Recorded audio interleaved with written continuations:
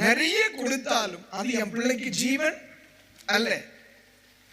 அது அவர்களுடைய வாழ்க்கையில் சில எல்கையை கடக்க விடாது. இப்ப நான் ஒண்ணு சொல்றேனே, சும்மா புரியுற மாதிரி பேசுவோமா? ஏற்கனவே நான் பேசுறது நல்லாவே புரியும். சரி, இப்ப பாருங்களேன், இந்த லோத்து கேள்விப்பட்டிருக்கீங்களா பைபிள்ல? இந்த லோத்து பெரிய பணக்காரனா இருந்தார். அன்னைக்கு அவர் சோதோம் கோமாரா பட்டணத்திலே அறியப்படுகிற ஒரு பிரமுகர் அப்படி சொல்லலாம். ஆனா திடீர்னு ஆண்டவர் சொல்றார், இப்பா இந்த ஊரெல்லாம் அழிய போகுது, நீ உடனே என்ன செய், இந்த ஊரை விட்டு கிளம்பிரு, நீ பக்கத்தில் இருக்கிற மலைக்கு ஓடிப்போ அப்படின்ற. உடனே இவர் சொல்லுகிறார், ஆண்டவரே என்னால மலைக்கெல்லாம் போக முடியாது, வயசாயிருச்சு, அது இயலாதுன்னு சொல்ற. அப்ப லோத்து ஆண்டவர்கிட்ட ஒரு ரிக்வெஸ்ட் வைக்கிறார். என்ன வைக்கிறார் பாருங்க, பக்கத்துல ஒரு ஊர் இருக்கு இல்லைங்களா, அதுக்கு போட்டுமா அப்படின்னு கேட்கிறார்.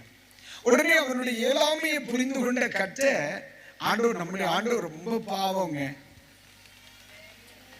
நீங்க ரொம்ப மோசம் கேட்டீங்களா, அவர் ரொம்ப பாவம் சொல்லுங்க. அப்போ பாருங்க, அவர் அதையும் சேர்த்து தான் அழிக்கணும்னு நினைக்கிறார்.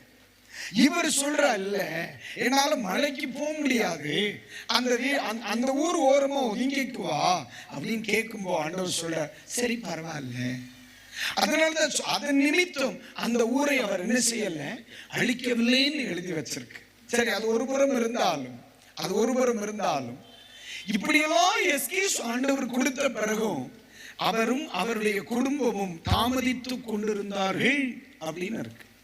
நான் நினைக்கிறேன் இவர்களுக்கு எதுவுமே இல்லாம இருந்திருந்தா, எங்க சோதோமில சொல்லத்தக்க சொத்து, சொல்லத்தக்க பணம், சொல்லத்தக்க பதவி எதுவுமே இல்லை அப்படின்னு வைங்களேன், இவர் கிளம்பி இருப்பாரா இல்லையா?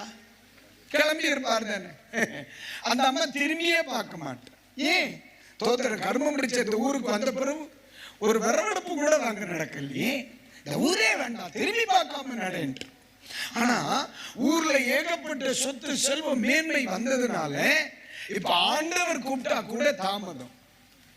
ஆண்டவர் கூப்பிடுறார், வாடா போவோம், கிளம்பியா அப்படின்னு சொல்லும் பொழுது இந்த ஊரின் மேல் இருக்கிற பற்றுதல், பணத்தின் மேல் இருக்கிற பற்றுதல், உலகத்தின் மேல் இருக்கிற பற்றுதல், செல்வத்தின் மேல் உள்ள பற்றுதல் தேவனுடைய அழைப்பை கூட தாமதம் பண்ண, அசைட்டை பண்ண வைத்து விடுகிறது.